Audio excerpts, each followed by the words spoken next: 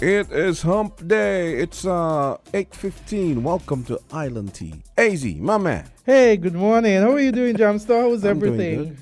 good. Yes, it's Wednesday. It's a beautiful Wednesday.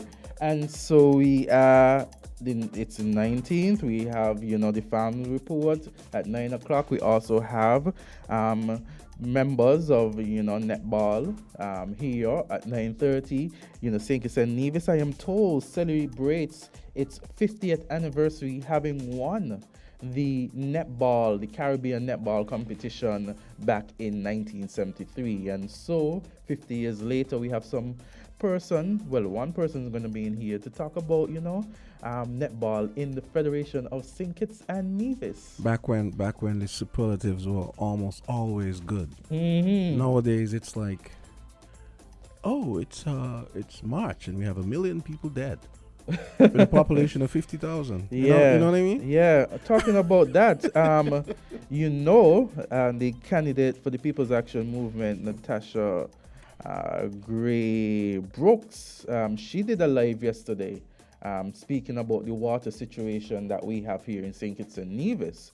And she is urging, based on the live I saw it, she urged persons and she urged the government to do something about the situation.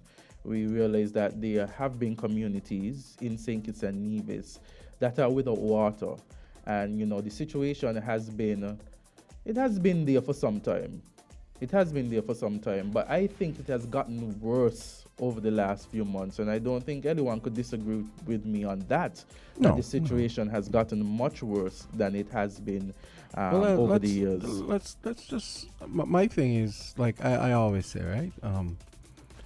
I don't think, I always say, I think sometimes the citizenry is unreasonable. Well, I don't think it's unreasonable for them to, to be grousing about the water problem. But what should be reasonable is just giving them time to, because, obviously, drilling is going to take a while. Okay, forget the fact that maybe the drilling should have started a long time ago. Maybe under the previous government. Yes. Or the one before. Or the one before. Yeah, the one before. Because the time it has been an issue. I don't think we just have. But it never, I don't know, maybe with the advent of social media and everybody being on social media now, it feels more. But I can't remember it being such a great problem as it is now. You know what I mean? To your point, there's more than enough blame to go around, right? Mm-hmm. So it's just a matter of, I think, let's just see. I remember Congress said that the plants would start in the next 6 months. I think that was what he said, right? In January? I know he had a press conference where he made some statements, and then I saw some pictures of something things. Let's see what happens there. Placed down. There was something I thought about last time when I was thinking about the water problem. I was thinking, you remember, I was thinking about that idea I gave you yesterday about the gym and the pool? Yes. And then I was thinking, I said, the problem with having a pool at a business place like that is that if we continue to have water problems, there's going to be the inevitable criticism that we have water problems and this guy is never mind that you're paying. This guy is paying to fill up a swimming pool with water. So I was thinking, I wonder if it's possible for a private operator to have a small desalination plant to provide water for situations like this. Provide water for people who want to drink. You could probably do it and you could do bottled water as a business. And bottled water has been a business. And also market it as a way for people to take the load off of the groundwater system. But you say, well, we could come and fill your pool. I think there have been talks about just that from the government, desalination tanks and stuff like that. Yeah, but private, like a private person to provide the service for, say, someone who wants to have a swimming pool. Maybe in a case a swimming pool in a gym where maybe you want to teach people swimming, and when you consider how much water that would take, especially when the water supply is under pressure, But what are the persons saying about that? How are persons feeling? Because oftentimes... But let's give them some time and see what happens. Then we can jam them next year. Because they would deserve it, right? Because then what is taking so long? Yeah, but how are persons feeling now? We have a caller. Caller, you're live on. I must say inside the news. I remember when I used to host that, Yeah, hello. Yes, Hey, what's up? hello. Hey. Yeah, good morning, gentlemen. Good How are morning. you doing? I'm Hey, good. what's up? How are you? I'm good, man. Remember the saying, is ladies first, it was Candisie. Oh, she has a She- meeting yeah. this morning, and so she won't Yeah, be here until a little later. a power breakfast. Yes. Okay. So men first today then. So tell me, Culture, what you think about the situation? With the water? Yes. Well, I have been speaking about desalination plant for years. Mm-hmm. Because I don't know how you know about the islands around here, but there's a place called Anigaro. It is flat like over Frigate Bay. Mm-hmm. Yes, British And it's Virgin very Islands. small. Yeah. And that has the desalination plant. Mm-hmm. St. John also has 1, 2, 3, 4 of them. Yes. And also, St. Thomas has one down sub-base. But who is me to suggest what is good for the country? Mm-hmm. Seem like I might have to go and come back with me here, them straight. Like a horse here. And me eye them small. And briefcase in my hand and tearing, grinning from ear to ear. Yes. But anyway, when the pain gets too hard, they will learn. I want to say something else about the cost of living, quick. Mm-hmm. Now, milk is a thing that we used to buy for 10 cents a tin and 15 cents. But anyway, that is history. Now, because they see that they don't have any competition in the island with milk, every hour the price go up on milk. You're going to tell me a tin of milk for $5.95 or $6.01? You know the reason why? Mm-hmm. A lot of people who got animal farm, especially cattle. I remember growing up, Beerford's estate, they used to deliver cow milk twice per day in Bastille. And so therefore the tin milk used to stay in the shop until cobweb run cross on them. Now the tin milk don't have no competition. Mm-hmm. So those who are selling the tin milk, they're taking advantage of the people who got to come and buy. That is bad. So I am calling on all those who are into cattle farming. Whenever your cattle produce and you get a calf, you don't have to take all the milk out the breast. Mm-hmm. Do like the old time people, them what they used to do. They tie the cattle in the calf in the night, so in the morning early they go, and they pull some milk from the breast, and then they leg the calf, let it drink the rest. That is one. And then now, we need another landline telephone company in St. Kitts. Because the one and only we have here, they're taking advantage of us. And our service, it is not flowing. So they need to change that name. You're going to tell me the landline has on so many features. And all of a sudden, Azard and Jamster, if both of you happen to reach home in your car, and you hear the phone ringing before you get in the house. When you get in the house, you want to see, well then, who was that calling? And you know you're going to go press star 69. You hear the number? Mm-hmm. Eh? Mm-hmm. 69. And then that will tell you, culture just call. But no, they beam out that out of the telephone system. So when you go, you ain't owe them no money. Mm-hmm. And you press the star 69 to see who call. Mm-hmm. They have a recording saying your account will not allow you to make that call. What nonsense they're doing to people? Because they do not have no competition. So other telephone company, cell phone company, or somebody who do not have cell phone company, they need to provide another landline company to give them competition. If you see a one-way man walking all over St. Kitts, all they're grinning, that means everybody is blind. You don't have no competition. But I think you'll find out, though, that most people, I mean, when I tell people I have a landline, still people scoff and laugh and mock. Yeah, let it laugh. And I'm thinking, in my mind, I usually don't say it. I mean, I say I should be scoffing and mocking you. That's what I'm saying in my mind. But I don't say anything because, I mean, people think they're so modern and they don't realize For example, landlines are designed to work even when there's no electricity.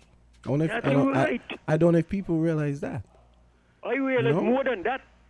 And the next thing again, landline do not embarrass you when you're calling into the radio and making a call and bloop, your money gone. No, landline stay with you until you don't pay your bill.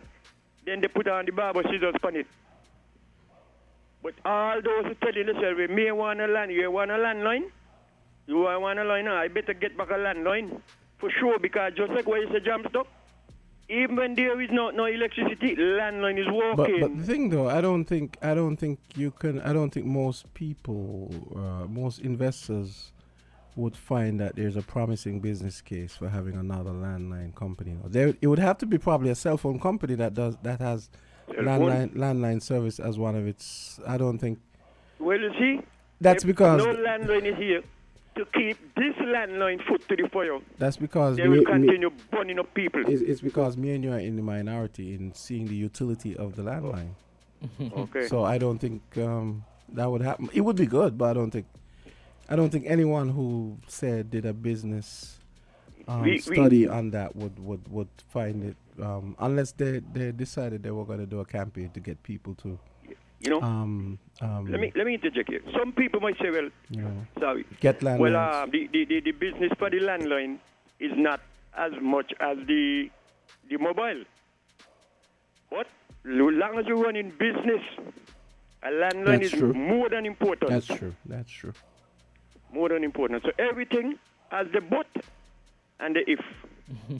Well, that's my little piece for now. Okay, thank you for your contribution. I don't drink no hot coffee. The place is too hot for that. I understand. We'll leave it for jam stuff. Thank you very much. Yes. I saw an iced coffee machine up at Best Buy on Sunday. Yeah. And they have like a bunch of coffee accessories next to the coffee. Yes. And I saw ice. I said, interesting. It's kind of cheap too. So I said, well, should I? That might not be a bad idea, but does it make sense buying a machine just to do iced coffee? You know, if you have the money to toss around like that, I guess. You know? You drink iced coffee? No. Okay. Yeah. So one other thing I wanted to get this out of the way before we go on. Yesterday, Dwyer had sent me a message. You remember we were having that discussion about. I'll read it. He said in response to Jamdown's claim that the fake marriage citizenships began when national security moved to Pelican Mall. Well, that move occurred while I was national security minister at the time, and I had no dealings in that kind of stuff. But they all got the genesis wrong. He just meant, I guess, the whole thing started wrong. So I told him I would let you guys know. So yeah, we have another call coming in. Island T, you're on. Okay.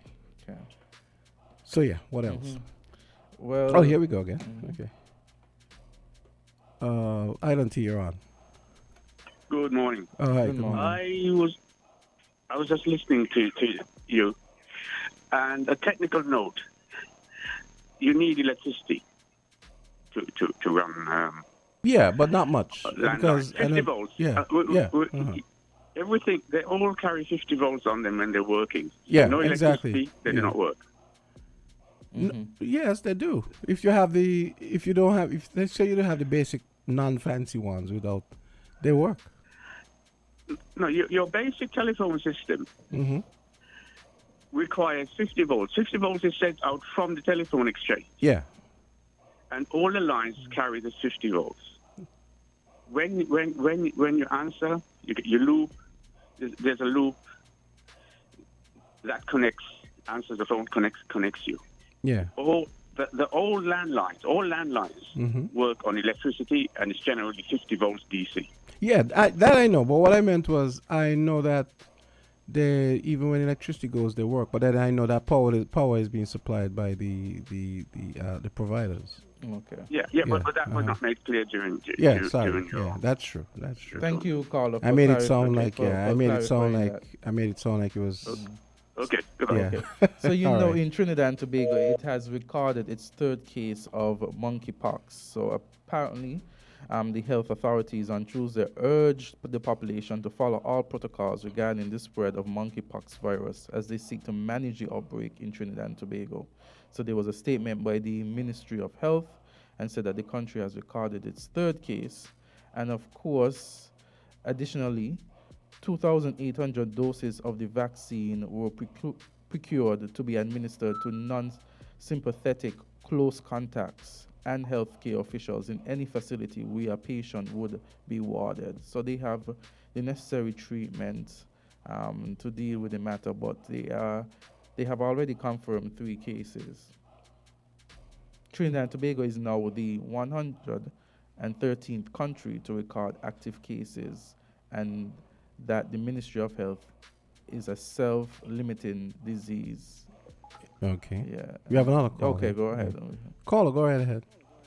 Yes, good morning. Hey, what's up? Yeah, good. Zamsa, I looked at the first episode of Black Mirror. Joan is awful? Joan is awful. What do you think? Actually, it was kind of disturbing. Eh? Yeah, it is. It's kind of disturbing. It's kind of disturbing, and but you do realize who Streamberry is, right? You realize Netflix is poking fun at themselves. Right. In a really dark way when you think about it. Yeah. Yeah. But you also realize that it managed to shift blame to the machine itself. Yes. You know?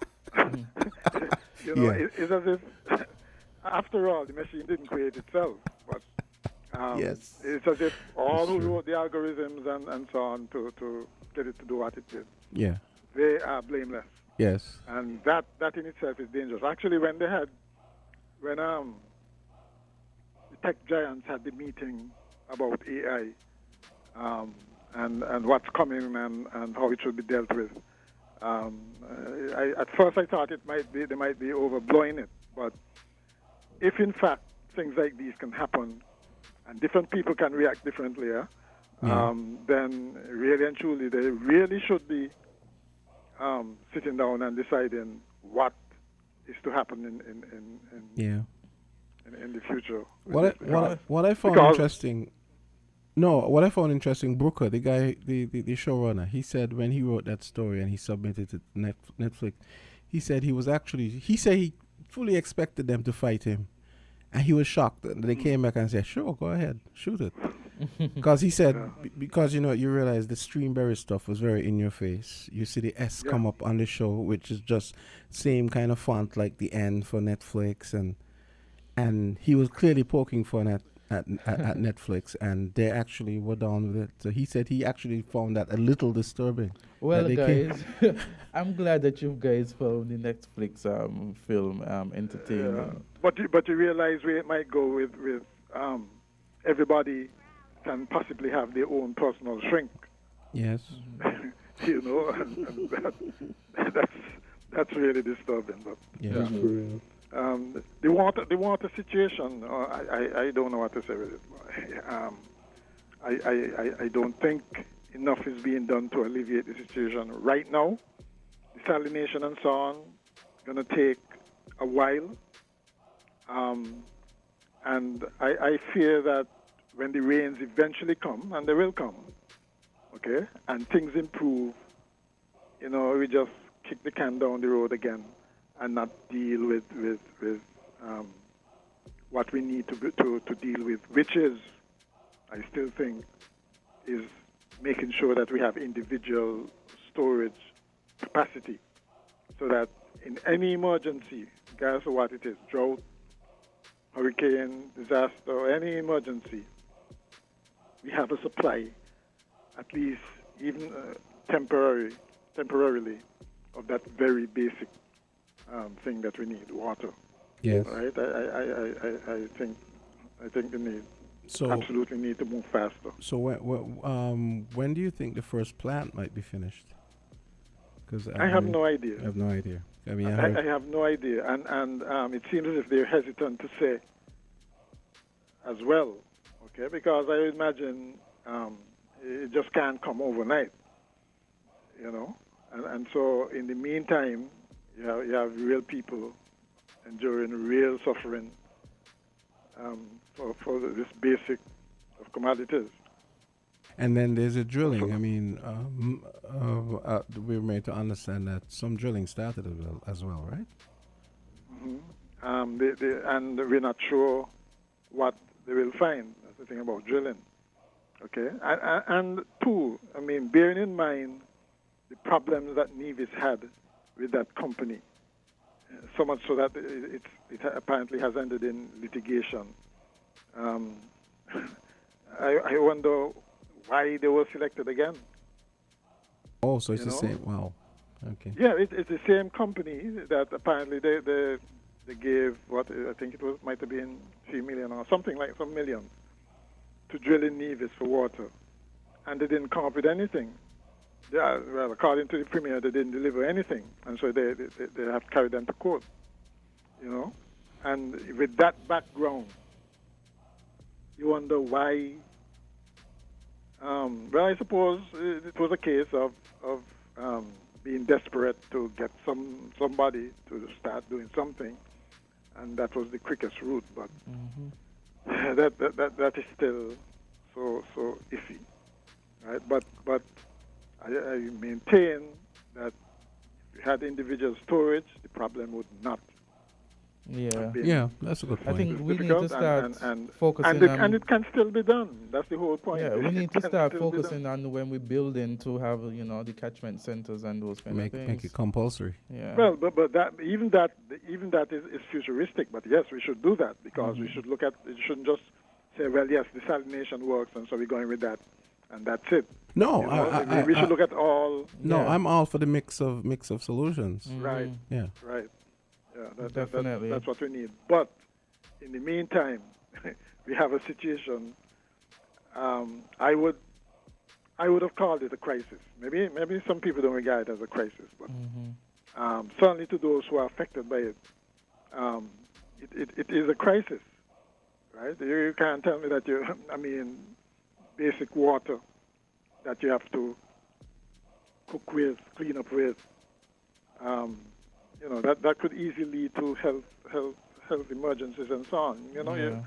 You have to act on it, and I'm saying that there are things they could have done in the meantime, which would have alleviated the problem, and at the same time building resiliency in terms of making sure that individual households have some kind of disaster mitigation built in or put in, okay? Because even if you bought in tanks now, like how they bought in the garbage bins, even if you bought in tanks now, even if the situation improves in terms of we get rainfall and the supply improves, at least it would not be wasted money because you have, I think I heard Dr. Joel Clark say that things going to get worse before they get better, or some words to that effect. Yeah.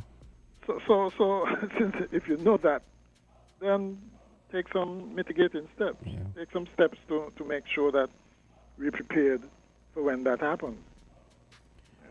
It seems like of necessity, the same human beings who come out of us and become politicians, like they mutate into a whole different subspecies, because none of this stuff makes sense to me.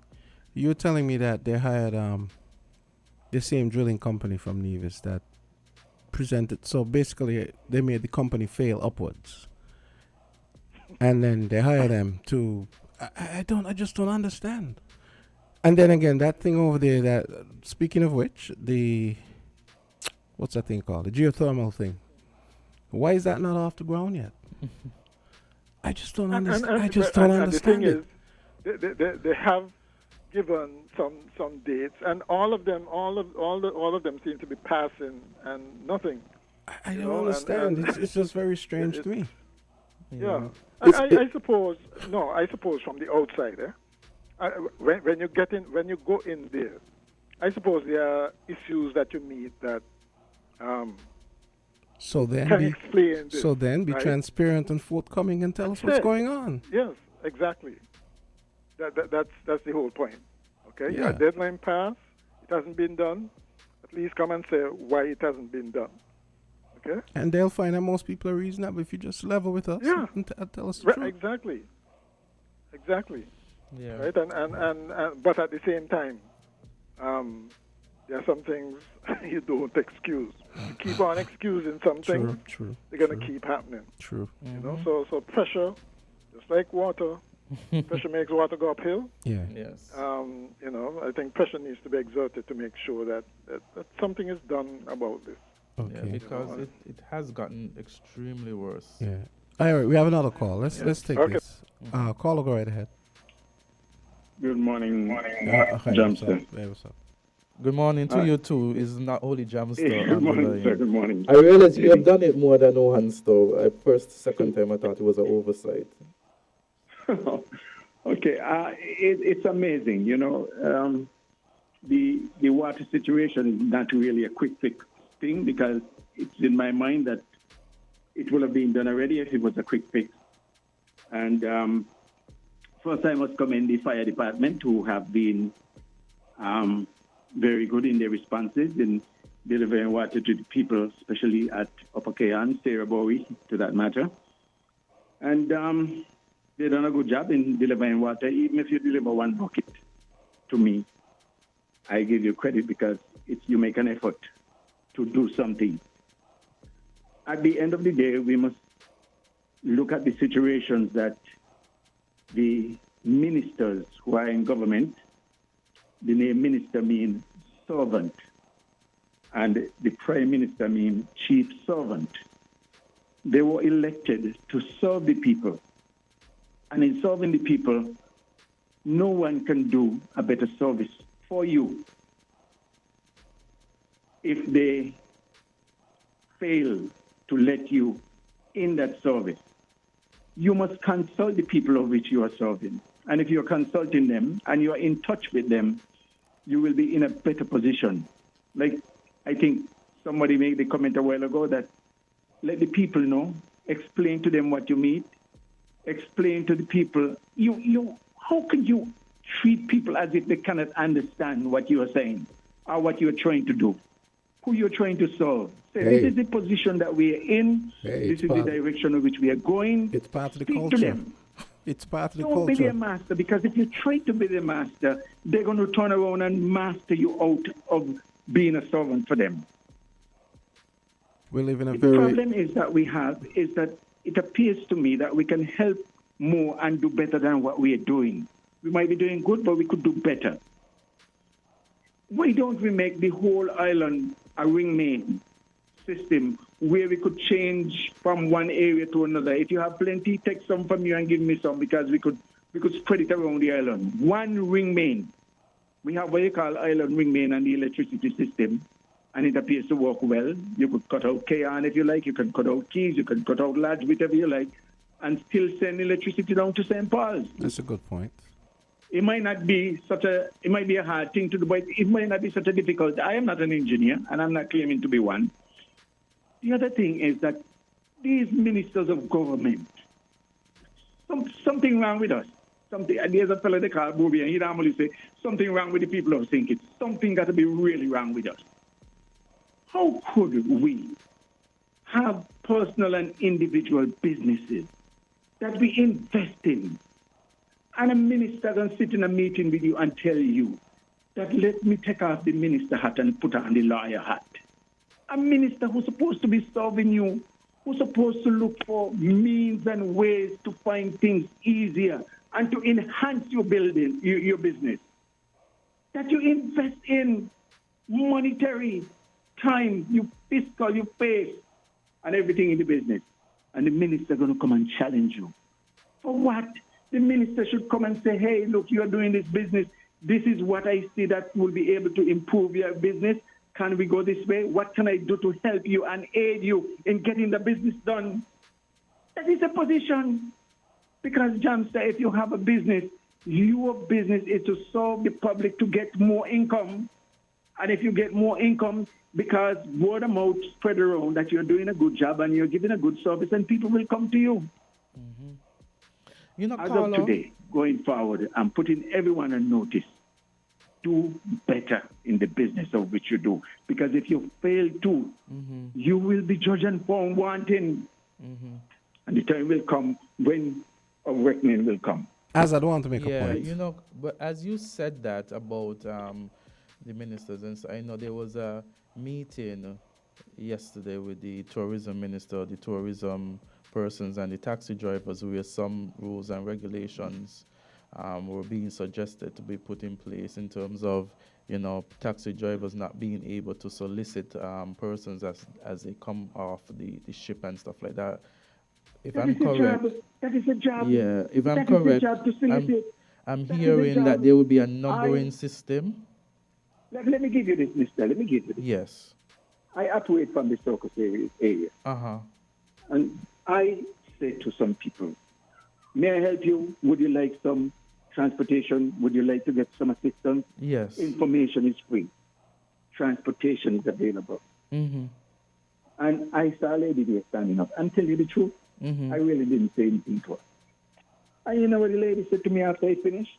She said, but I'm here standing up and nobody asked me if I want anything. Nobody asked me. It is your responsibility to ask the question. You could ask the question. That doesn't mean that you're going to get the answer that you're looking for. Yes.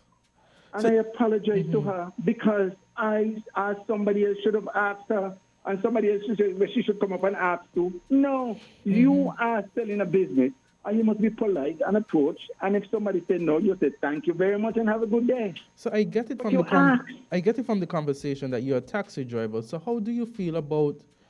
No, I'm not a taxi driver. I'm a taxi operator. Okay, my apologies. My apologies. It's okay. It's okay. My apologies.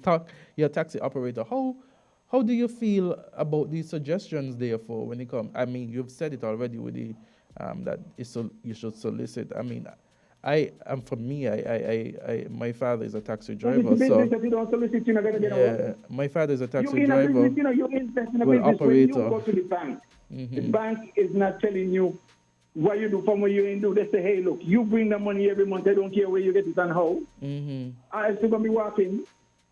You are going to be working. The minister getting a salary every month, and everybody who works in the department, every month they get paid. Non-short, non-stop. Every government people get paid every month. Sink or swim. They get paid. Nobody question them. They can go and put down and say, hey, look, my salary is so and so and so and so, and this is what I get every month, and the show is going to come. For you turn out every day, there's no certainty that you're going to get a job. And you have to have that equipment gassed up and ready, and you must prepare yourself to present and deliver. I understand. I'm telling you, you have to be ready. And you could go in a meeting and chat any kind of stupidity you like because you're getting your salary. But when you go, you must prepare to enhance the product of which the people who you are serving that are selling. And Carla, come with something to enhance the product. And Carla, I could feel what you're saying because, as I said before, my father is in the business. I had an uncle who was in the business. I have other relatives who's in the business. So I could understand how it is. It's a very competitive field, and persons see taxi operators and things are easy job. It's not. It's really, you have to have the gift of gab. You have to be able to persuade persons. And my friend, I have email, WhatsApp, and so on. Lots of different things.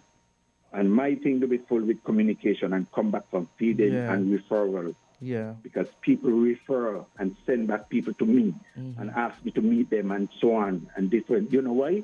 Because I make sure I deliver. Yes. I prepare. I read. I research. I look up things. I argue and I debate. And I say something is written in history. It could not have happened this way.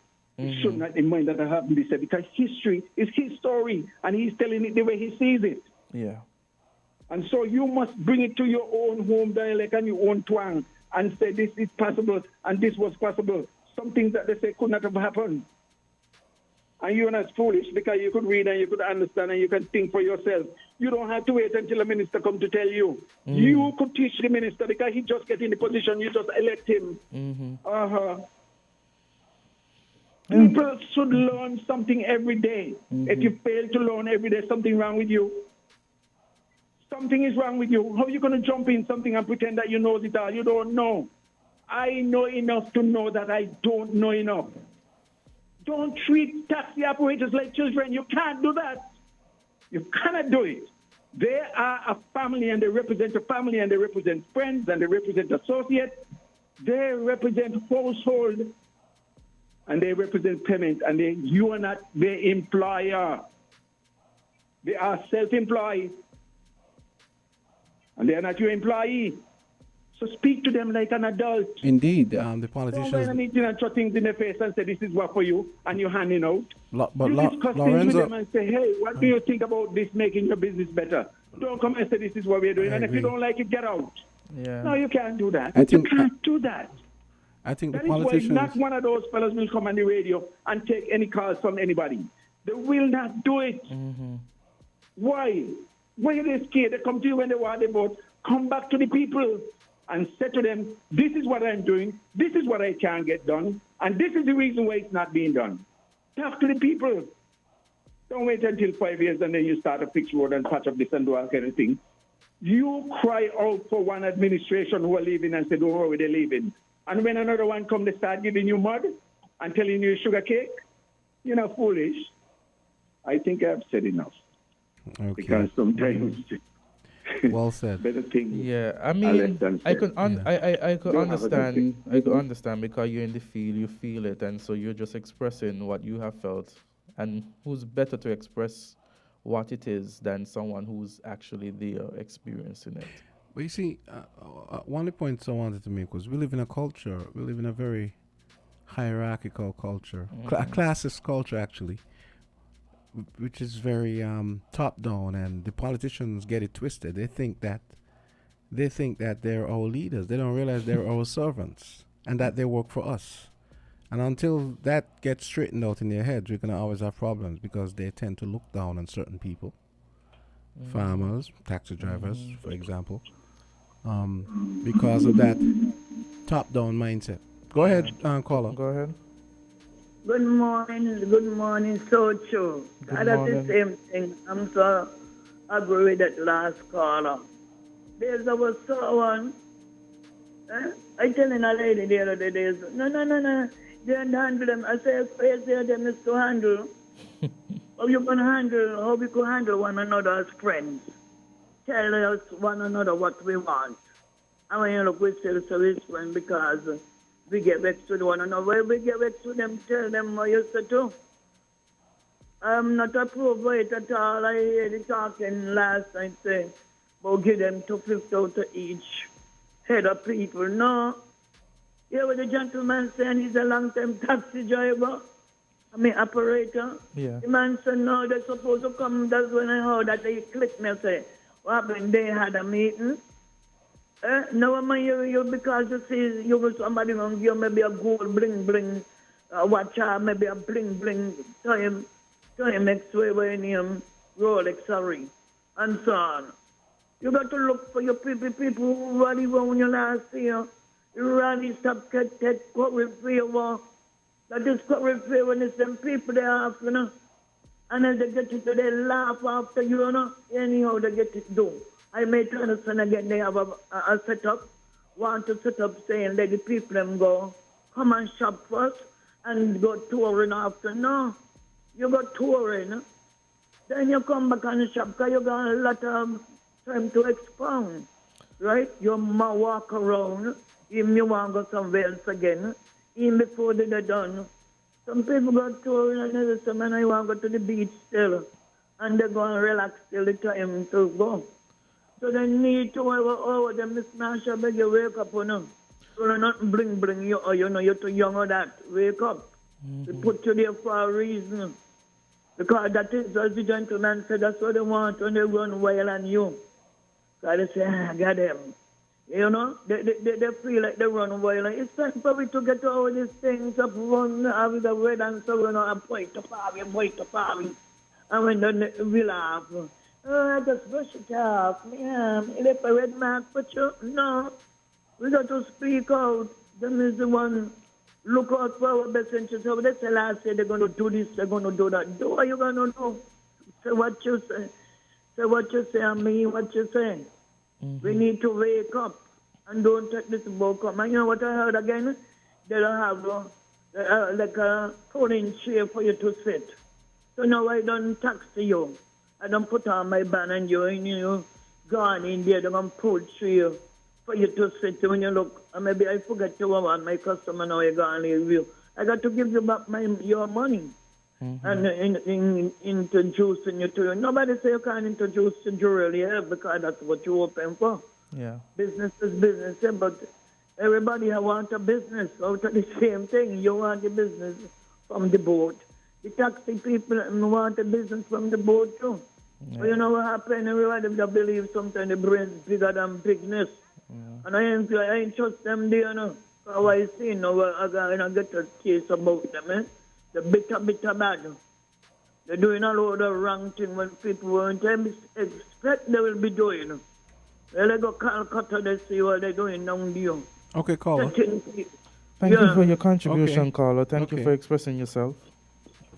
Yeah, so that's one thing that we need to work on around here. People need the populace needs to understand that the politicians work for us, and the politicians need to understand that they work for us. It's not the other way around, and that you're not some big bad boss. Yeah, and there should be conversation. There should be conversation between the stakeholders and the ministers and everybody affected. So you could have some sort of plan that would hopefully cater to all. Okay, so we have 4 minutes until 9 o'clock. Let's take one more call. We have the farm report. Yes, no problem. Troy has a big entourage. That's 4 people. Okay. Oh wow, that's nice. Okay, from the consortium. Caller, go right ahead. Please be brief. We have to stop at 9. Go ahead. Yes. Hey, what's Greetings. How are you doing? I am well. One to all. I will. One for all and all for one. Something said. Okay, me listen to reasoning, and me agree with the point that them preserve us. I saw the things said, but it now go on. So I mean, hear you nice the party thing, but that they have to get a beating and done with, And talking about that, we passed through Newtown the other day we were born. And just to go with the pasture magnet where we were up, and the pasture Newtown, and we hear the people them are utter, concern, and the minister, Jeff, them saying busy keep booking competition, and why is him busy do that and other things? Newtown in a state constituency where they say me for what. George Street, stink and dirty, all over the place, just stink and dirty. We look on constituency empowerment, And we are reason with Miss Levine towards making Newtown be the first model of cleanliness, And we not see the minister and make no input inside of that. And we want the minister Jeffrey to know that we are eyes him keenly. We notice almost everywhere we see him out a chew. He might eat. Look like him love him belly. We want to remind him that he serve the constituency. Serve. Not we serve him. Okay. We want to remind that. Yes, we got other things to say, but time factor. Yeah, of course. Time, let it go. No problem. Okay, so 2 minutes until 9. Let's go take our break. Yeah, let's take a short break. We come back for Farm Report. Yeah.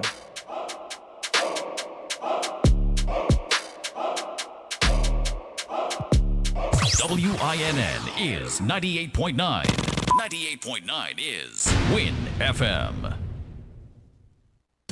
It's here! The final member of the Scratch and Win Multiplier Suite. You can win over $875,000 in cash prizes with the new 20X The Cash game from the Caribbean Lottery. This excellent new $5 game is an easy way for you to multiply your money. You can even play it with our other multiplier games like 50X and 100X The Cash to maximize your winnings. So, play the new Scratch game 20X The Cash today. Available at Caribbean Lottery retail agents island-wide. Must be ages 21 and over to play. Girl, if you're selling Where the people them who say they could grill fish, chicken or pork. So you feel your bad on. People are telling your food tastes good. Well, the Grill Fest competition slated for July 22nd on the Frigate Bay lawn. Plenty cash prizes up for grab in each category. Third place, $1,000. Second place, $1,500. And first place will get $3,000 plus a trophy. Yeah, money plus bragging rights. Check out our social media pages on Instagram and Facebook. Look for Kittish and Heartbeat. And parents, don't worry. We'll have the children occupied at the Kid Zone, bouncing castles and all the kid stuff, so you can have some time to mingle and taste some delicious food. So remember to check out the Grill Fest competition July 22nd on the Frigate Bay lawn from 1 p.m. until 7 p.m. Bring the entire family and enjoy all kind of grilled food. When it comes to pork chop, I love eating pork chop. The biggest party in sport is back for 2023. And the St. Kitts and Nevis Patriots will need your support at Warner Park. CPL will be bigger, better and louder than ever before. And this year, the Patriots are ready to bounce back and claim the title once again. The games are between the 23rd and 27th of August. Get your tickets now at cplt20.com. Join the party. Experience cricket played louder. Switch for a better mortgage with Bond. Come and visit us today and let's discuss your future. The Bank of Nevis Limited is encouraging all customers to come to the bank that cares. Switch for an attractive low interest rate, 100% financing.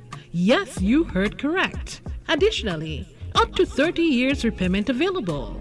Commitment fee waived. Legal fee waived. And any additional fees can be included within the loan. That's right. We are providing solutions at Bond Strong. Switching has never been this easy. The Bank of Nevis Limited, improving the quality of life. Like us on Facebook. Follow us on Instagram. Special terms and conditions apply. Offer ends July 30th, 2023. You can put 100 grand on it. Anything I said, I stand on it.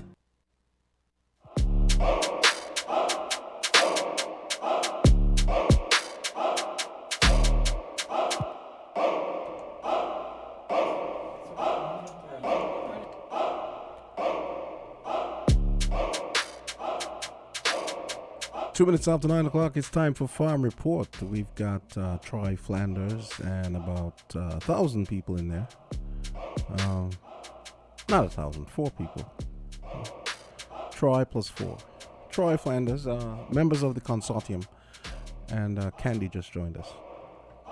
So we're going to be having a big mix-up. Going to be mixing it up.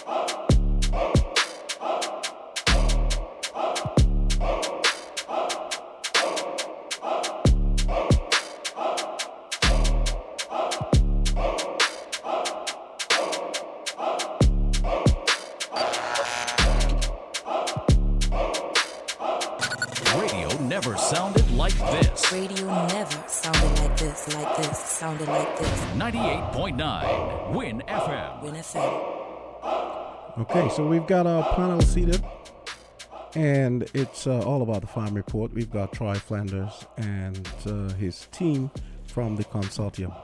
Troy, what's up? Morning. Hi, good morning. Introduce your team. Good morning to all listening and all viewing. I would like to say a big shout out to all our super listeners. Yeah, thank you for listening every Wednesday. Yeah, so with me in the studio today, I have members of the consortium, and I will let them introduce themselves. Right? Good morning and thank you. I'm Esmond Henderson. Good morning. This is Misha Calford. Good morning. Blyden Brody. Good morning, Calvin Possible. All right. Full house this we got morning. Full house this morning. Good I'm morning, wondering, everyone. yes.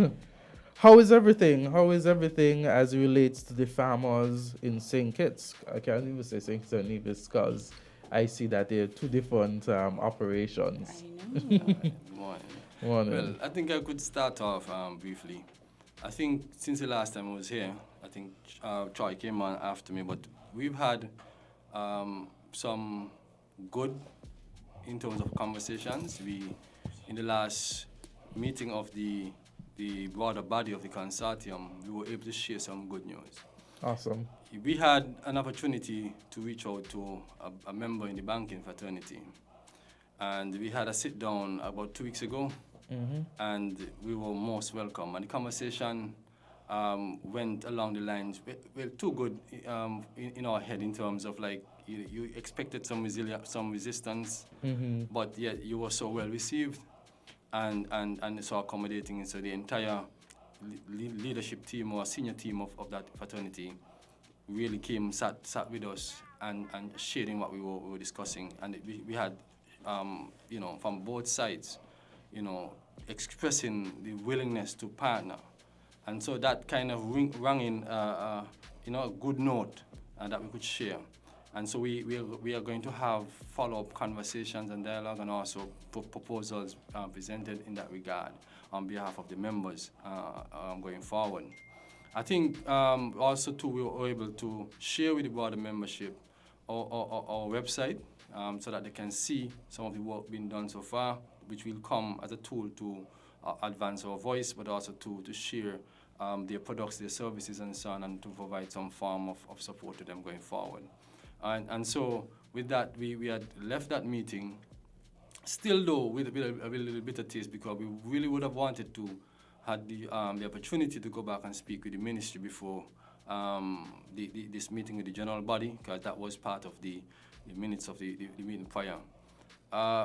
We got a chance, I think it was yesterday, I got a call around midday 2 days ago, asking for a sit-down, which we welcomed. Because in our initial stance, and we still stand resolute in terms of it, we are looking as much as possible to partner with the Ministry of Agriculture and all other partners out there. And so even though for us it's short notice, we all decided that we are going to be there. We could not forego that opportunity. And so when I called each member here and asked them about their availability, and another who can't make it this morning, everybody said, we'll drop what we have to do, and we're going to have a sit-down with the permanent secretary and his team to continue a conversation along the lines of the voice for the consortium, for the farmers and agro-processors. And we're going to also look at issues to do with finance and agricultural credit. We're going to look at issues to do with marketing and so on. And so we went in that spirit to have that conversation be taken to another level, all right? I believe that the other guys here are going to tell you what transpired from that meeting and to indicate to you, I guess, the principal reason why we're here this morning, all right? I'll allow Chai to move from here. Okay. So we had a meeting yesterday afternoon that was scheduled to start at 5:30. We attended that meeting. I think in the initial, walk up to the meeting, we recognized that there was some, something that we didn't anticipate happening in terms of composition of the meeting. But nonetheless, we went. It didn't look like the tone and tenor that we would have expected. So we sat, we began to look at what we are going to be discussing today. And from the onset, you recognize one, there's an agenda, making reference to anything from the minutes and so on seemed to be a challenge. Because, if you're going to do things professionally and treat persons with a bit of respect, you must have certain decorum at least. But the conversation ensued. We began to go back to the minutes, matters arising from the last session, to look at key areas as it relates to voice, finance, and so on, and we went through those. The PS was able to provide for us some updates on matters to do with things regarding duty-free concession. For the farming community, we had asked that duty-free concessions be advanced in the areas of fuel, because it was a big task on the part of our tractor operators around. When we were here prior, we indicated that of the 18 private tractors that we are aware of that are operating in land preparation, 17 were down, and so the farmers need some kind of support to continue that kind of service. We also ask that we look at duty-free concession as it relates to parts. It's very expensive to bring a tractor back into operation once it goes down, and how you're met at the customs border with those duty and so on that is on them is very cost prohibitive. And so we would have put those things on the table. He had acceded to the fuel prior and came to give us some progress update on that, saying that is really on its way, which we properly welcomed, to set up a station in the Tabernacle and the Forest area. And so that is most welcoming. We would discuss a bit on the issue of finance. I think we presented to the Permanent Secretary our idea in terms of how we can set a system, at least as a start, in terms of the conversation.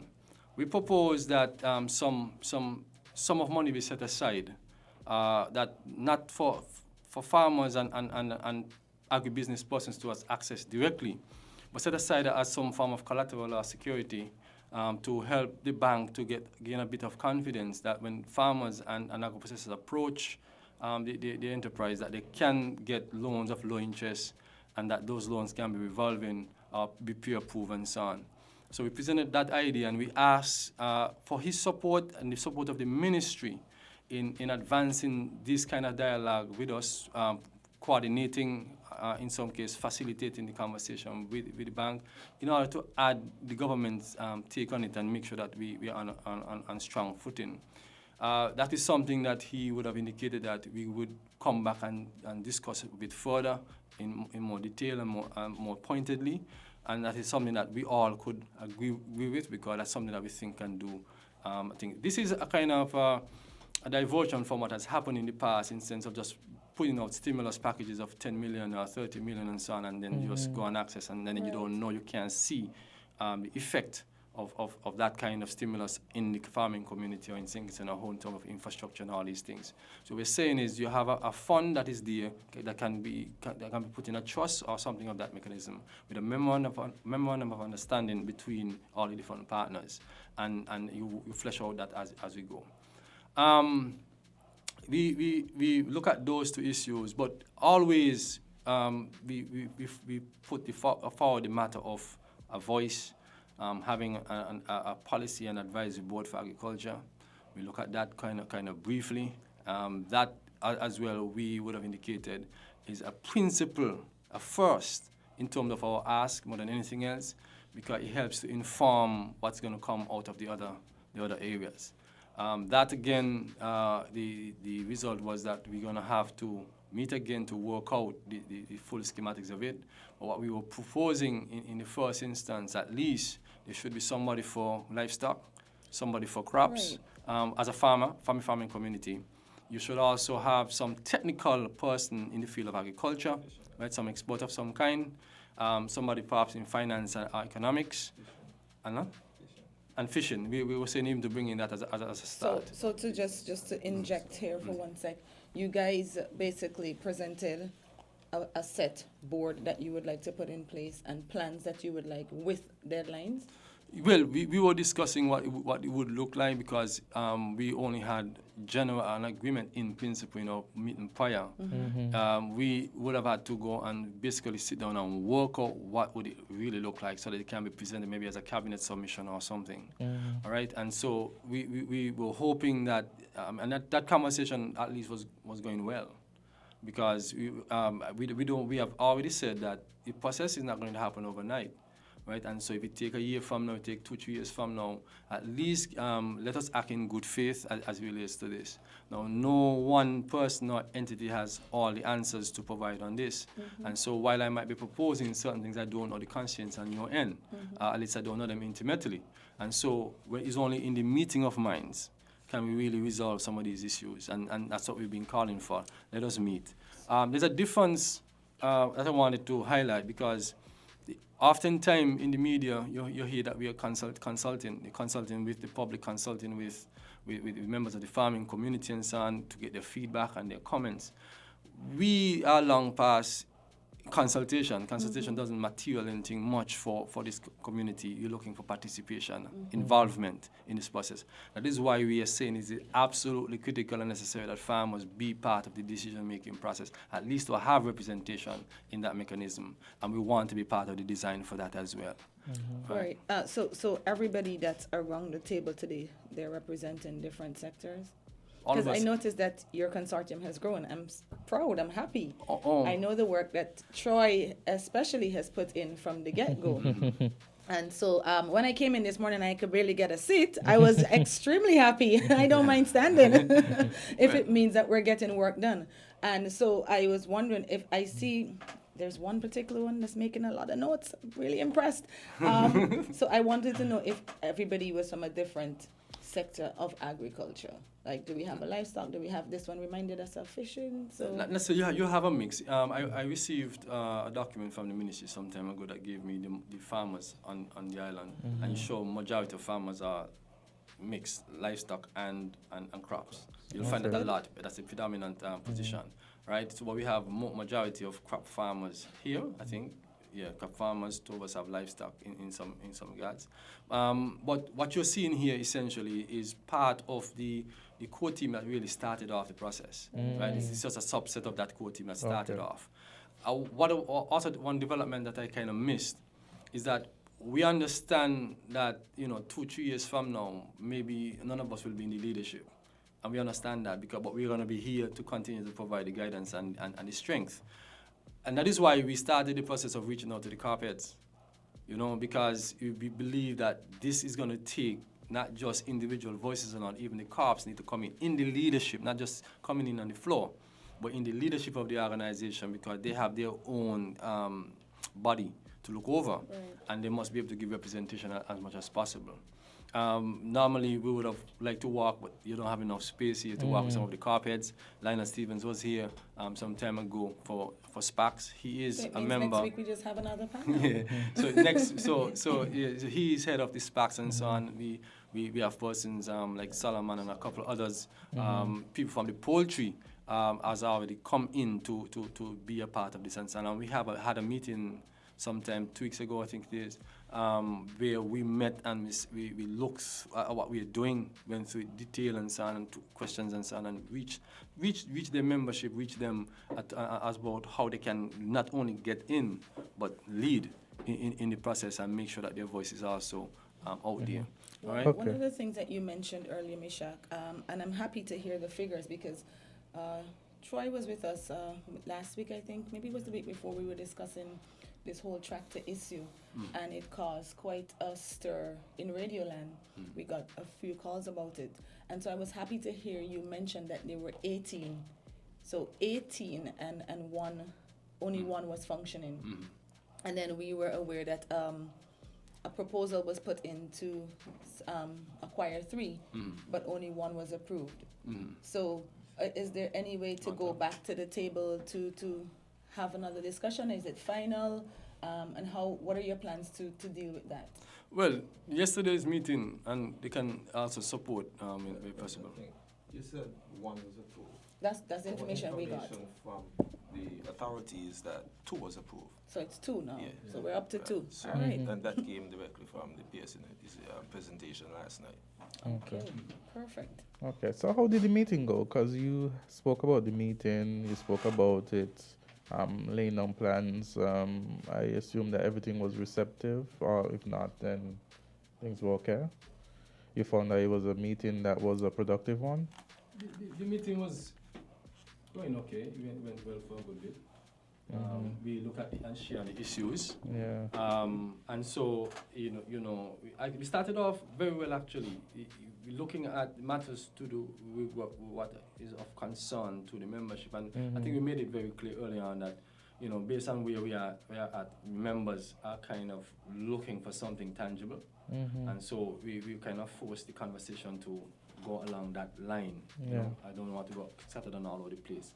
I don't want to be the one to share on this first. I prefer to have other members come in because I think I've said a good lot That's today. fair enough, So I'd like to get some more voices as to... Yeah, because we have a number of persons I in know. here. I want to hear from all of you guys. So how was the meeting? How was it in your opinion? So maybe you can start. You tell us what type of farming you do and how do you feel the consortium has helped? How was the meeting? Okay. You have the mic right in front of you. Yes, tell us. Right, okay. Again, I'm Blind and Broody. I do crops, bitter animals. Specialize mostly in watermelon. Oh, nice. Right. Yeah, meeting. Well, the meeting started. We had the follow-up from the previous meeting where the PS and the team were able to highlight what they were able to do based on our recommendations and suggestions going forward. And so it was going along that path. But somewhere along the line, I think there was some misunderstanding. Because to start, I think what created that atmosphere in the first place is that we had two new persons inside the meeting with no previous background or knowledge of where the conversation came from and where it was going. And so they basically created a diversion, caused the conversation to deviate in a path that was not in line with our expectations and with what we are trying to build. You know, and so we had to take a pause and to try in our best way to brief them and where we are. You know, agriculture in the past has always been one where farmers would ask, you know, if you go to a farmer's meeting, the question is always asked, what are your problems? You monkey, pig. Then you get a pack of seed, but if the monkey is the problem and I give you a pack of seed, all you do, you're going to plant more food for the monkey to eat. So there was no real solution to the issue. It was just, you know, sweeping the issues under the mat and hoping that, you know, you would forget it. It's almost like I'm buying you to just be quiet. And so we could adapt that whole concept, but what we are saying as a consortium, we want to move away from that. We are in the process. We are trying to create that partnership where we can create a platform, that foundation to catapult agriculture into the future. So that the generations to come is not going to have this conversation. The generations to come is supposed to be about incorporating technology into agriculture, having drones, discussing how we could incorporate drones to fly over your crop, identify the areas in the field where you have weakness in nitrogen deficiency, potassium deficiency, treat your plants using that, not coming back to here. So our goal is really to create that partnership where we can build out the infrastructure where agriculture can be a viable business. Pave the way. It's not just that. So we will have generations coming who they will be inspired, you know, have that aspiration to become a farmer. I feel you. I feel the passion in your voice and the words that you said. And so you had new persons in there who, well, first and foremost, were not introduced. Yes. When the first person spoke, we asked the question, well, who is that person? He was introduced. And I think that was a great opportunity then for the head table to at least introduce the second person. It was that did not happen. And then that second person, for the lack of a better word, were kind of disrespectful to the consortium.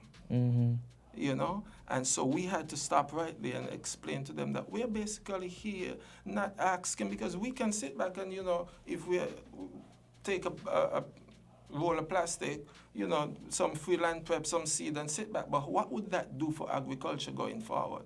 It's not. And we are not about that. We are about creating that platform, that foundation so that we can move forward. And you know, I see why you wanted him to speak first. Don't think I forgot you. And so we had to interject, and we thought that it was disrespectful, right? And one of our members at that point who really wanted to make a point, and the PS decided he was not going to listen to that point. He didn't want to hear from that individual. And we cautioned him, that this is not the place and the time for that. He was cautioned, let's not go down that road. But he insisted and gave us an ultimatum. He said, it's either, if he's going to talk, then the meeting is over? It's over. Wow. I think even the word consortium should suggest the type of forum that you're expecting, that you're presenting, you're looking forward to. No. It's a coming together of people and ideas. Yeah. And so for it to be that antagonistic, it already No, but you signals. see, what we must also understand, and we as a consortium, and we caution our members, and we speak to them, it's something new. It's the whole concept is new. And so we understand that it's going to take time to mesh, but as the persons at the head table would say, there must be a balance. We are saying to them there must be a balance. Yes. We're going to have our long-term goals. We know that we have said it to our consortium, it's not 100 meters. But while we are establishing a strong foundation, we expect to have, short-term goals that we can, achieve to keep us motivated. So that we have that visible movement going forward. I think the guys at the high table would say, low-hanging fruit. We are saying we have to have these while we are working to the long-term so goals. It almost made me feel like it's a top-bottom approach where they come with what they want done, and just for the farmers to say this is just a rubber stamp. Well, what we are saying, is we are encouraging that when you step into a doctor's office, it's never a case where you step in the doctor's office and the doctor is telling you what your problem is. You're pointing out what your issues are, and based on your symptoms, the doctor going to prescribe something. Good and analogy. So what we are saying is that, you cannot sit at the high table and tell me what on the ground who is feeling issues, what my problems are, because it is critical and fundamental for you to realize and understand that farmers are at different tiers. Everybody is not on the same level. I like how you said that, because oftentimes we want to put ourselves in the position of others when persons are explaining themselves and giving us what they are feeling. Right? And so when farmers are at different tier, we expect different things. Their needs are different. The requirements are different. The expectations are... Okay, for example, scenario, situation like this. We had, we know that college is free now, right? But if you don't have any children, how well that resonates with you? That's a good one here. No, but I have 5 children, yes. 2 in college and 2 is, Yes. I am happy. Yes. But you are my neighbor. It means nothing to you. Yes. And so farmers who are different tiers, we got to recognize how we are going to reach them. And the only way you're going to do that is having us there. That is the fundamental thing. To create policies and programs and have us there. Because it's only going to benefit you having us there, because if anybody going to push back, when you speak for a farm and the farming community, and there is pushback, you can rest assured that you're going to have 600 farmers walking behind you anywhere you want them to go. That's true. And then at the end of the day, isn't it not for the ministry and the ministers to facilitate those persons in whom they serve? It's a question or is a comment? What is it? I mean, at the end of the day, they are supposed to facilitate, because that's the purpose. Because at the end of the day, to me, that's the job of the ministry and minister. This session yesterday, again, we want to make clear, it started off well, and again, he said we were cautioning that we don't go down the road, because we are thinking ahead. We would not like to be sidetracked by any unnecessary factors and so on. And we're practically begging that we don't digress, we don't disintegrate. That's the word I use. This meeting essentially disintegrated. But time is against us if you think about the 25 by 25. Yeah. Right? So we didn't even get to that, and that was we supposed to be on the discussion yesterday. Yeah. You know, so that's the thing. And not to take away the conversations from the family, but this is what gets me disappointed. When we paint images of perfection, when the reality is far different from that in which we paint. Yeah. Well, hopefully, when is your next meeting scheduled? For the general membership or with the... Any meeting at all. At this point, we'll take any meeting we can get. We are going to have our other meetings. As I said, we met with the banking entity in the banking fraternity on our own volition. We're going to continue those meetings. We're not looking to limit ourselves just to talking to the PS or the Ministry of Agriculture. Right. As we said, we wanted to have our own voice, and so that is not going to be had through any other entity but than ourselves. We are going to set up our own systems, and we have started, as I said, we have the website, and we're going to be writing what we need to write, putting out our own position on certain matters, whether it's through press releases or whatever sort.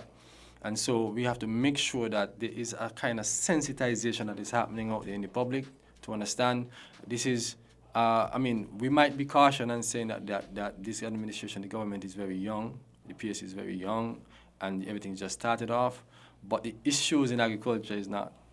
They're not. We've been going on these same issues from time immemorial. We're looking at documents from the 1970s when you're looking to do diversified agriculture because of the monocultural situation that we had. They have identified some of these same issues in different words. Are you serious? Right? And so we're saying that this is nothing that is new. Right? And we want to make sure that we keep the And the point that you made too, when you said that the PS is very young, other persons are very young, is a point that I have said before, and I'm sure Jamps have even said it. We have these persons in government, and oftentimes when there's a changeover, rather than having a transitional period where it is that those in the position before could somewhat enlighten and somewhat pass on information. And I'm saying this not to finger point at any particular party, because you've seen it done in the past. It's a more of a process where you say get rid of them and get rid of those persons who would have served before without having a proper transition. So at the end of the day, regardless who's in the seat, that the issues are transferred and come across. So it's not like you're starting over again every 5 years. I'm happy you said that, because something that you pointed out when you said the two persons that came in weren't aware of what had transpired before. And that shows, again, that the information is not being shared. They're not being briefed. And it made me wonder if the meetings were recorded, if they had somebody taking notes, if you have a secretary, because you can't keep going back to the meeting and starting from point A. There must be some sort of progression. So I'm really hoping that you get over that hurdle so that you can move forward. I don't know if you want to say something, Esmond, or thing.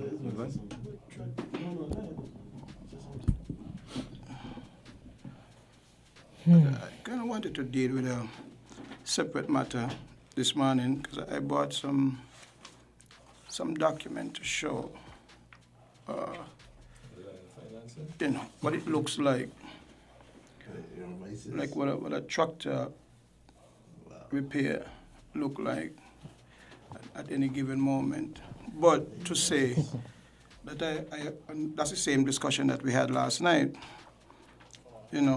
Government is fluid, and when a new government comes in, the fact that we have to go over the same information, and I have witnessed in one administration, even with a change of the permanent secretary and the minister, we had to go over the same process by seeking to understand again. And some of the things that we're seeking to understand is monkey control, pre-datal larceny, hog damage, how the market works. And these are things that we've been experiencing forever.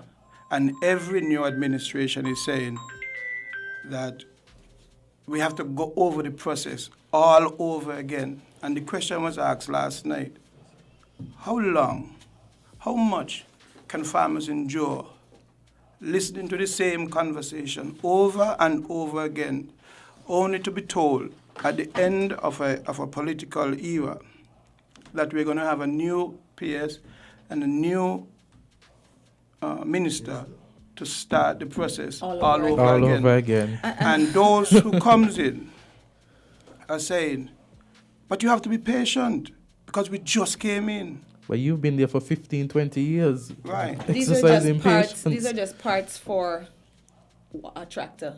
Right. And this is in US? This is in US dollars. and those you see the cost? I saw it, but at first I didn't look at it. I didn't realize it was US. This is just like a rough calculation because I just punched in the totals. Yeah. And those are to repair the tractor. That has nothing to do with inland shipping in the US. It has nothing to do with freight. And I have to pay duty and VAT. Of course. And this when it arrives. And I'm saying, yeah, I just calculated it. In EC, it's about $6,000, $16,000. As he was discussing earlier, 17 tractors are not down because 17 tractor owners decided that they don't want the tractor to operate, right? So, and to add to that, when our 17 private tractors are down, the government aid is down as well. So that is telling you that there's a compounded problem. This is beyond the individual private farmer to undertake this mission. And some of the problems that we are facing, and we spoke to this last evening, is that finance is saying that farmers need to take responsibility. And I'm saying, we were not the ones who signed off on a WTO ruling to give external companies, multi-billion-dollar conglomerate companies, access to our markets. The government are the ones who did that on our behalf. We never even sanctioned that, but we understand that some things we don't have a say in. Now, these are entities, external entities, that are highly subsidized for hundreds of years. So we are part of the WTO, and that side of the WTO, they're heavily subsidized. On our side, and those who placed us here, which is the governing body, is saying to us, you have to compete. Now, you're saying that we have to compete with the cheap imports, but then you're not willing to aid us on this side. And so we end up having to price our produce to match our costs. And when we do that, the general public is saying, and the supermarkets are saying, well, we can't do business with you because your produce or product is overpriced. So the question has to be asked, who is going to defend us? Who are going to stand up for us after you have placed us in this situation? After we are part of and I know we can't pick and choose which body we join, but I'm saying, and a good example would be, in the US, and we're not competing with the US, the US president, the former president, he said, they signed a trade policy, the North American Free Trade Act, and he said it wasn't working for them. And he said, he's going to tear it up, and it has to be rewrite. Now, look at the difference. If we are saying, please, we're asking for some assistance, and remember that the president is echoing the sentiments of the people on the ground, and we are saying, the policies, the agreements that we have signed, they're not working for us. As a matter of fact, because of the WTO, we have lost 75 to 80% of the market share that we had. So while you're asking us to be more responsible and to share more in the cost, on the other hand, you're saying that it is okay for cheap imports with no restrictions to flood our markets. How are we supposed to survive? Mm-hmm. How are we supposed to survive if there's no aid here? No, and I lost my thought because I was saying, when you have policies, internal, external organizations, and we're part of them, it is one thing to say that we are part of the WTO, but we are actively trying to see how we could work our way, how we could help those who are affected by the policies that we sign or the agreements that we sign, rather than defending those same policies. Mm-hmm. And when you run into one of our government officials and he's telling you, well, you know, we are part of the WTO and we can't do nothing. It's like, why do we exist? Mm-hmm. Why did we elect a government to tell us that we are part of an organization and you can't do nothing for us because this is what we signed to? And I'm saying, and as we all said last night, we are saying to these institutions, because we also recognize that in the past we have not had good negotiators. And to top that off, we also recognize that in every election cycle, the persons who are chosen for agriculture are the weakest persons. Let me ask a question here. Let me ask a question. Back to this WTO thing. Have you guys addressed the subsidy thing directly? What I'm trying to get at is it that the... I'll let you guys get...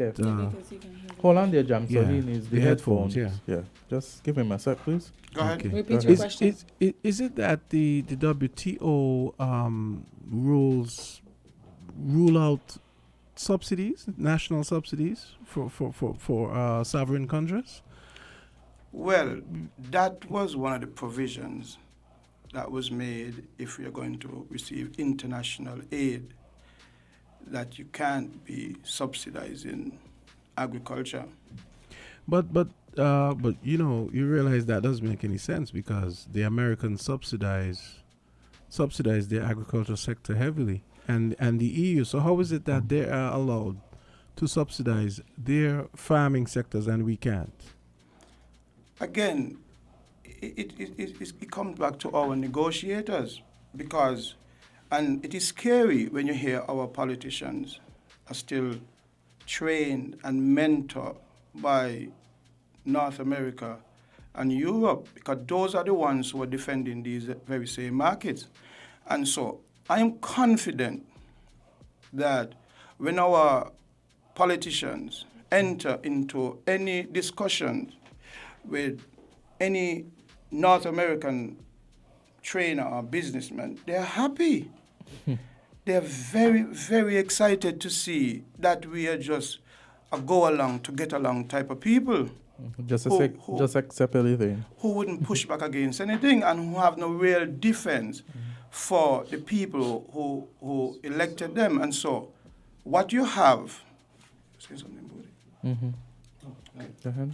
So what you have here is the people training you and mentoring you, and the situation back here remains the same. But I often say this, and I say this, as objectively as possible. When I saw that, we had a new Minister of Agriculture who's also a farmer, I actually thought that it would have assisted the plight of the farmers, having someone who come from the same experience being now in charge of the ministry. So I thought that that has proven largely to be of no importance, because like we had a meeting and sometimes good intentions externally cannot materialize because the infrastructure is not there to carry out the type of service or work that is necessary. Mm-hmm. And that is what we are saying. Give us the opportunity. And what we're proposing would cost the government less. I'm telling you, if we have an opportunity to put some of the programs and policies that we have on the table, it would cost us less, and in the end, we would gain more. Like Mishak was saying, in my farming life, I've seen 2 stimulus, of one for 14 million and one for 13 million. Mm-hmm. And if we're to enter a new crisis, we're going to have a new 14 or a new 13 million. Mm-hmm. And the same issues that we had for the first 14 and the second 13 million would still be there. Mm-hmm. It has to be a different approach. Must be a different approach. Okay, it's 9:45. We're gonna have to put a pin. I don't know if you guys can come back next week so we can continue this. Mm-hmm. I feel this has been one of the most intense meetings that we've had, one of the most intense farm reports we've had, but we've gotten a lot of meat. And so we would definitely be happy if you guys could come back. This happens every Wednesday. And by the way, we'll give you all the full hour next week. So, so we'll definitely have to slip more time for you guys. Yeah. But it would be good for you to get the issues out so that persons are aware. Because I remember last week we had someone call in and they were not happy. They were saying every week, the farmers come on and they're basically bashing the government. Mm-hmm. And I don't want it to be a situation like that. Mm-hmm. Because how do you know what needs to be fixed if you don't say what's wrong? How do you get to the solution if you don't highlight the problem? I'm glad you bring up that because... So I would love for you guys to come back and give us some more meat so that persons are aware of what's happening and it's not a bashing type of scenario that's being put forward. But we try to make that clear. He might. Yeah. We try to make that clear in every step of the process. We do as well. And so once you put it out there, you cannot really tell somebody how to interpret what you're saying. But we always want to start by saying what we are doing is trying to forge a partnership. Correct. Mm-hmm. I would have said earlier, what we want is to create that foundation to launch us, to catapult us into the future. Mm-hmm. We are not here to bash. Mm-hmm. That would benefit none of us. And then I often say... If that partnership is not forged, what would that do for us? We make our living from this. Okay, guys. We all are going to suffer. The farm in community and the ministry, we are the two biggest partners in this sector. Okay, guys, I really have to stop it here. Log ahead. And like I said, we have the full hour next week. Repeatedly among ourselves.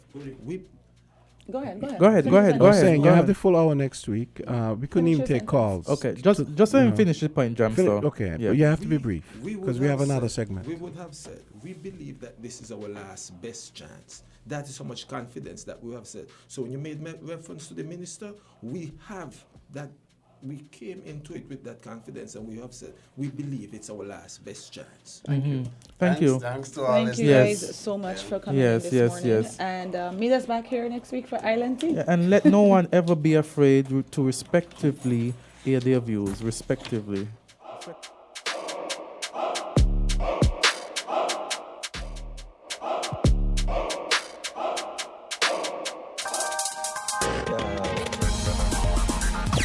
Different. We're 98.9. 98.9. Win FM. Fruta full of iron thing. Real fruit juice, not full of vitamin. Pop open the goodness, just dive in. Fruta every night, fruta every morning. It's the amazing taste and quality in fruit juice you've come to know and love. Anytime, anywhere, any occasion. Fruta is your tastier, better, healthier choice. We got the vibes, Fruta. Real nice, Fruta. And for the families, remember to pick up the 1 liter.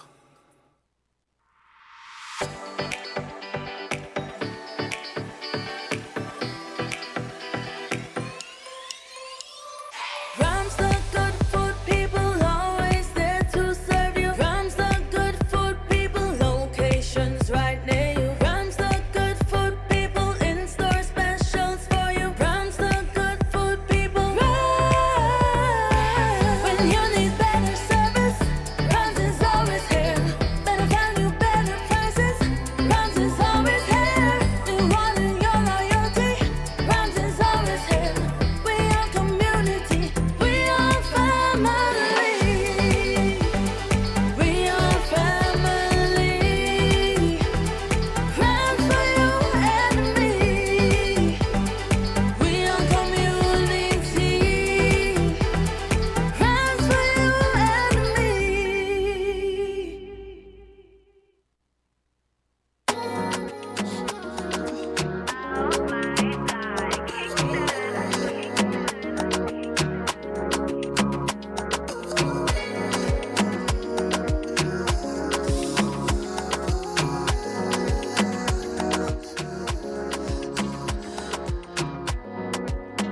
It's 10 minutes until 10 o'clock, and for our last 10 minutes, we're going to be talking netball with Camila Lawrence. Yes.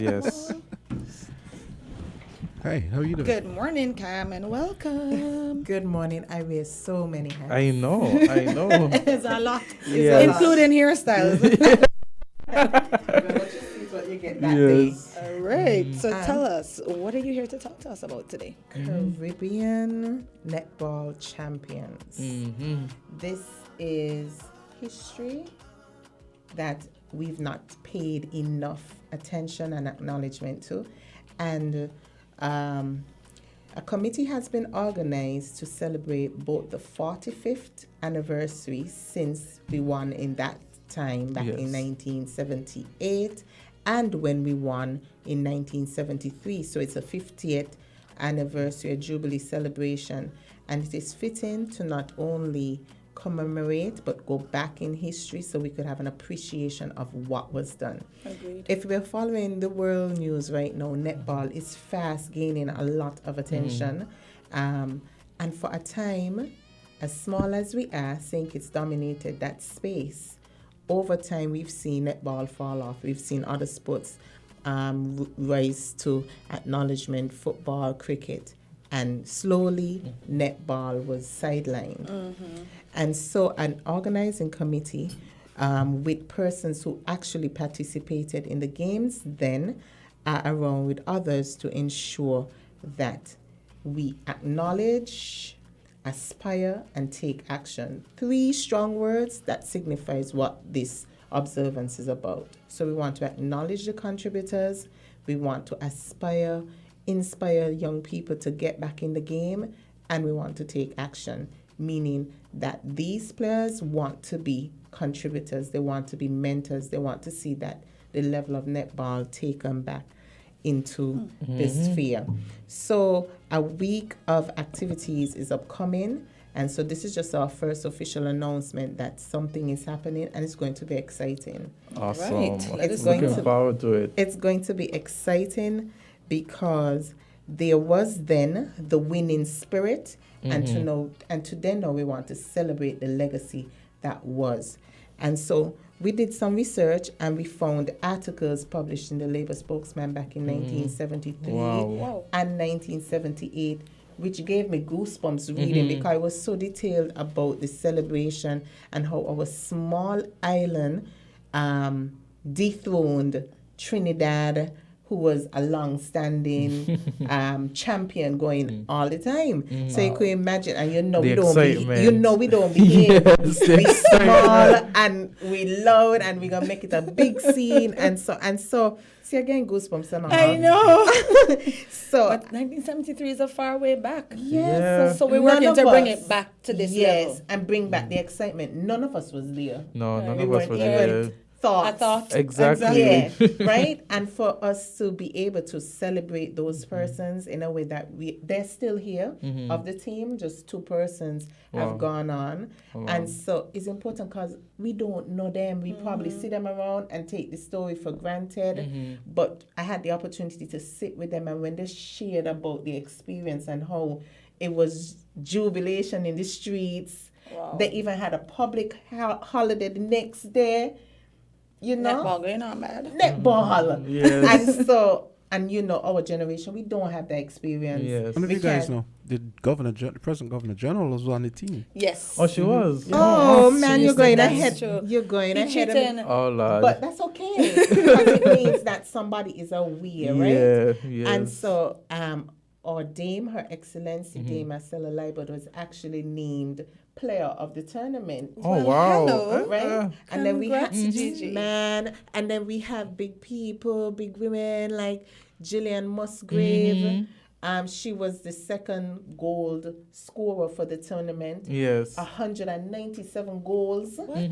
So you could just imagine how that would mean, like, that shot. That was a power team right there. Pretty active a game. Power team. Jeez. Yes. And so during this week, we want to ensure that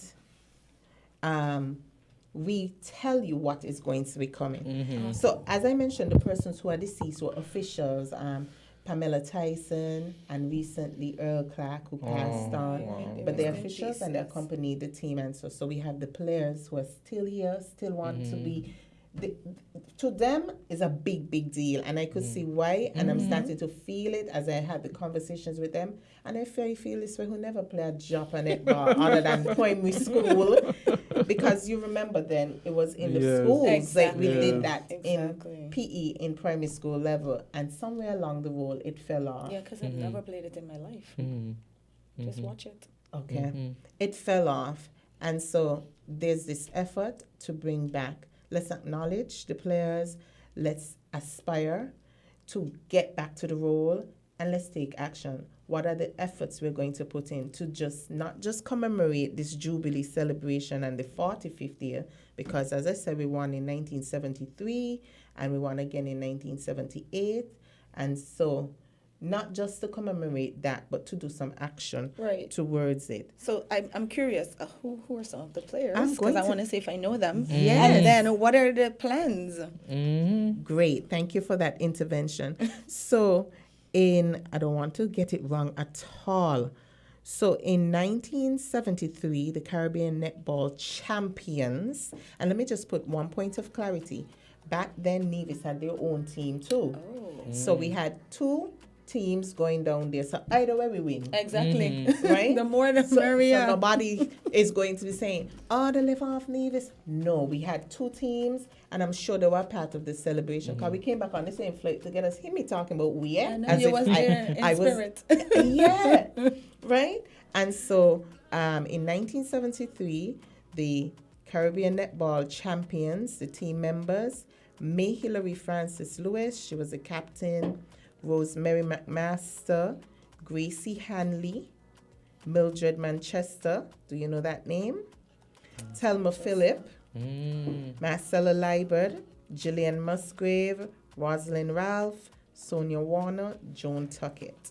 So from there, I think I identify at least 4 persons that I know. Miss Manchester, Thelma Phillip Brown, Dr. Thelma Phillip Brown, Her Excellency Dame Marcella Liebert, Gillian Musgrave Archibald, a renowned teacher and netball and sporting enthusiast. And so, luckily, God has been good. Amen. We're all around. We're all here. And so the officials for that team were Pamela Tyson, Dolores Hobson, I think. Okay. We know that woman very well. All of us don't eat there. Exactly. Earl Clark and Alfonso Bridgewater. That's Bridges. Good. That's my neighbor. See? So we could identify, and you didn't know none of this, isn't it? No. Good. We really got to revamp it. Wow. We have to do better in documenting, recording, and appreciating our history. Yeah. Amen. Here. We're going to be going round and round, and from the previous conversations, we don't want to be stuck. We want to celebrate and move on so we could have a next generation. So we could start the celebration next year. We have our St. Kitts Nevis, if it's one team going, making their mark back in netball. Right now, netball is on the go internationally.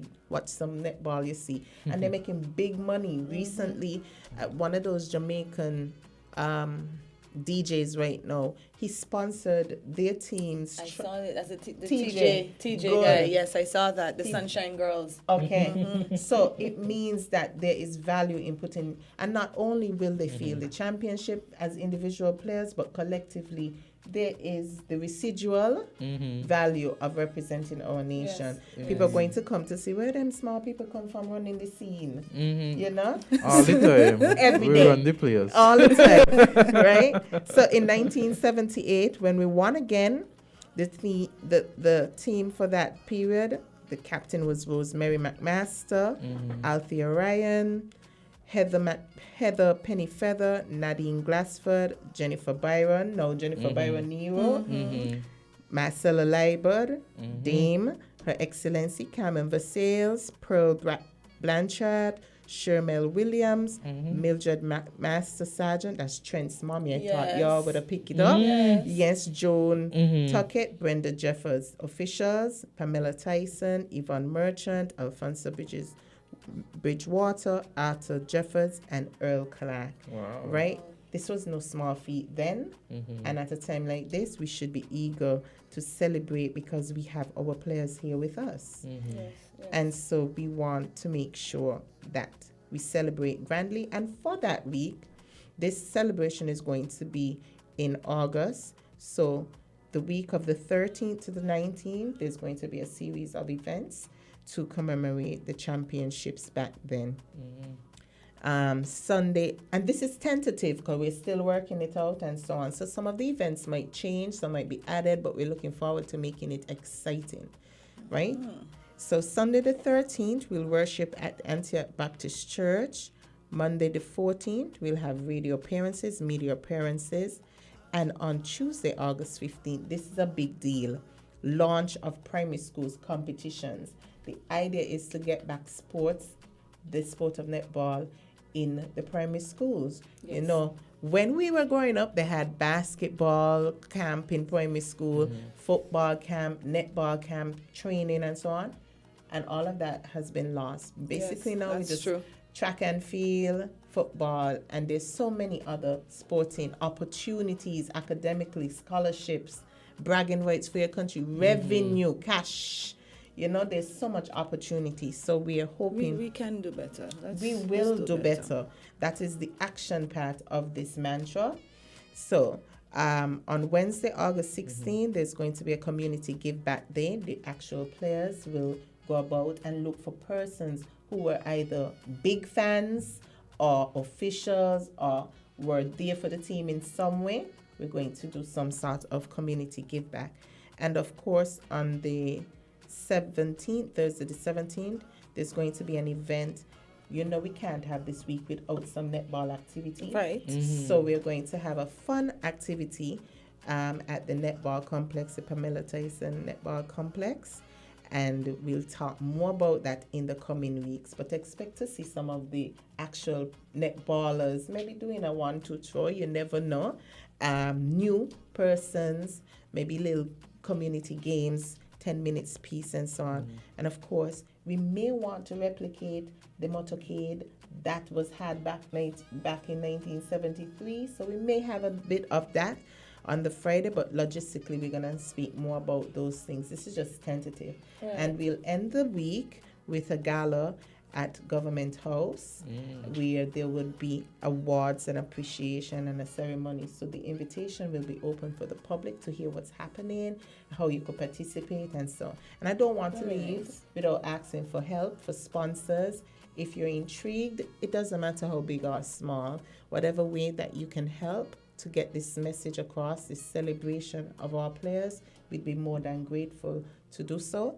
And of course, it seems like my number is the most popular. I was just about to say, how can we get most given? So you can reach me at 869-663-5001. And of course, we'll be back with more details. So that's it for now. If there are no questions. What's your official post with this you could say organizing committee? It comes like it's me to bang them out. PRO. Yes. We'll give her PRO. Yes. Relations. I'll take that. I'll take that. So I must admit, I was speaking to Miss Martin about this on Sunday, so I fully expected you to come in at some point in time to hype us up. Yes. You was expecting me? Yes, she did say camp. Wow. Yes. So I'm grateful for this opportunity to learn and to feel as if I was there, invested in the experiences. So maybe they can rope you into some games. Not me. I'm living vicariously through the experience. Thank you so much for coming in and hyping us up, because we're totally hyped now. I can't believe that I actually know some of those persons. Like you're calling and I'm running through the voices in my head. So and I'm happy to hear that you guys are working to bring it back into the primary schools. Yes. Start them young. Yes. So we can recreate that whole championship atmosphere. But thank you so much for coming in. Kudos to those members that are still around and for the ones that are still pushing for netball to become what it was back then. Yes. And you always have our support, so feel free to pop in and give us updates. Thank you. We're your friends here on Island Tea. You know, but my Island Tea people better have a team. Definitely. Even including Mr. Johnson. Yeah, over there. we will make him. I'm voting for official. No. We should. You call that person the goal person? Yeah. The goal. Goal shoot. shoot. Yes, he'll be the goal shoot. Yeah, definitely. You could do a 10 minutes. We'll definitely, yeah. Suddenly he's speechless. Yeah. But we'll definitely see how best we can push and help you guys with the agenda, because we always support things that will bring back that community spirit and positivity. So I appreciate the opportunity. Thank you so much Have a for great popping day, in guys. today. Awesome. You too, my dear. Too. Thank you guys for tuning in to Island Tea today. See us again tomorrow, or tune in tomorrow. Mm-hmm.